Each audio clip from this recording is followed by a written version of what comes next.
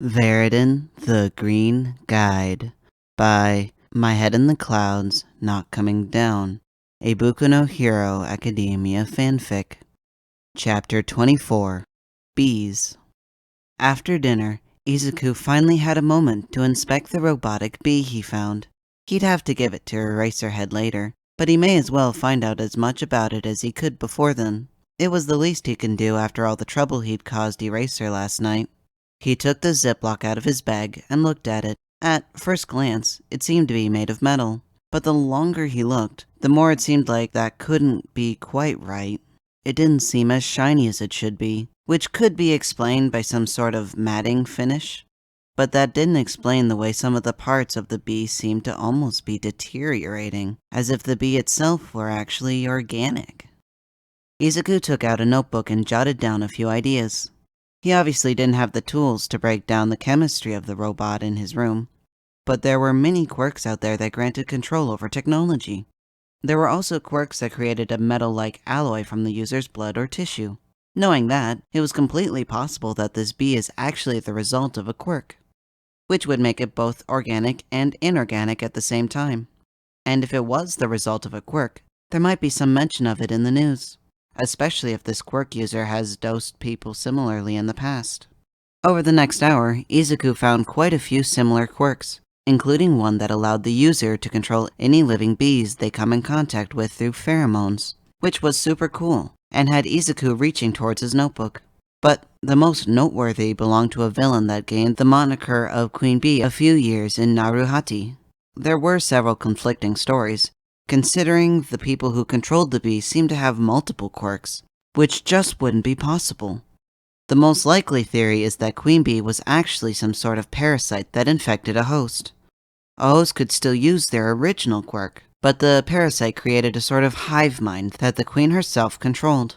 It was a fascinating quirk, and Izuku wondered how the heroes would even counter it.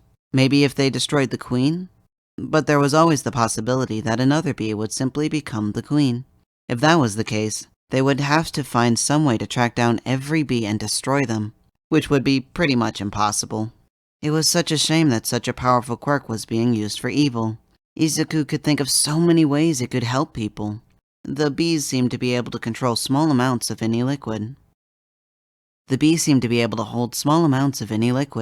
They could administer life-saving medicine, or even antidotes if a villain with a poison quirk attacked. Considering the hive mind, the host could most likely use the bees to spy and gather valuable intelligence by being an almost literal fly on the wall, because no one ever paid attention to bugs. It was such a cool quirk. It took a lot of experimentation, and it was almost bedtime when Izuku managed to wirelessly connect to the bee's brain? Hard drive? Most of the files were corrupted, which was understandable considering how mangled the bee itself was, but Izuku did manage to find one called Directive. After quickly checking for viruses and trackers, which didn't turn up anything, Izuku opened the file. If abdomen full, inject any human. Else, return to hive. There were quite a few more commands, but this was the one that stood out to Izuku the most. That meant that instant villains were really random victims, not simply using the bees as some alternate injection method to get high. But why? What did Queen Bee stand to gain by turning random people into villains?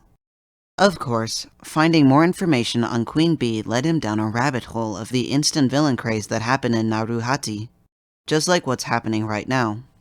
Unsuspecting civilians were being dosed with trigger to cause chaos. On the surface, it seemed Queen Bee was one of the villains that simply enjoyed causing senseless destruction, and that would have been the end of it, except for the fact that people called next-level villains popped up a little after that. The next-level villains had been instant villains at one time or another, but then disappeared. They reappeared a few months later, manifesting permanent changes from human experimentation and dosed with huge quantities of trigger. Thankfully, they didn't have any permanent mental changes after the drug wore off and were mostly able to return to their normal lives. But none of them remembered being kidnapped or who had experimented on them. Izuku frowned. The people behind the operation obviously had a goal in mind. Their experiments were leading to something. The only question was, what? It couldn't be the next level villains. because then instant villains would have stopped after those appeared in Naruhati. Were they trying to find a way to make quirks more powerful? But Trigger did that on its own, so maybe they were trying to find a way to make a quirk permanently more powerful. That made a lot more sense. Izuku was sure that many people with weak quirks would be willing to go through a lot of pain and probably pay a lot of money if they could have their quirks become permanently stronger. It did provide motive. But then, why have instant villains? If they wanted to make stronger quirks permanent, then why go through all the trouble of dosing random people with a temporary drug? Unless they were using these incidences to evaluate victims for their experiments. They would be able to see which people had promising quirks and see how they reacted to the drug, then kidnap them later. Queen Bee wasn't creating instant villains to cause chaos and fear among the public and heroes. She was scouting for potential victims for the next round of experiments. Izuku jumped as his vigilante alarm went off. Had he really been doing this half the night? Izuku stood and stretched, wincing as his back popped. He had been in front of a screen for hours, and really didn't want to spend another few hours sitting in the same position. He felt so selfish, because he was supposed to be helping people, even if that meant he was in pain. But he just couldn't bring himself to sit back down. If only he could go out on the streets again. Izuku paused and looked at his cast. The doctor said 6 weeks, and it had only been around 5.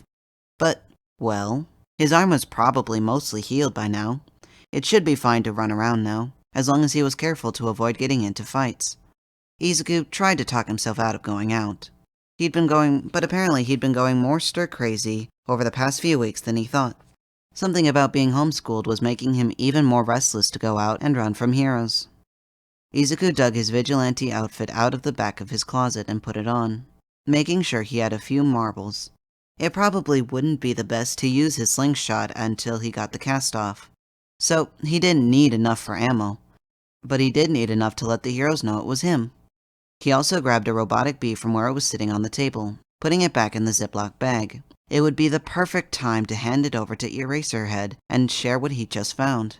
By the time Izuku left the apartment, he was buzzing with nervous energy, and as he took off towards his patrol route, he couldn't help the wide smile that spread across his face.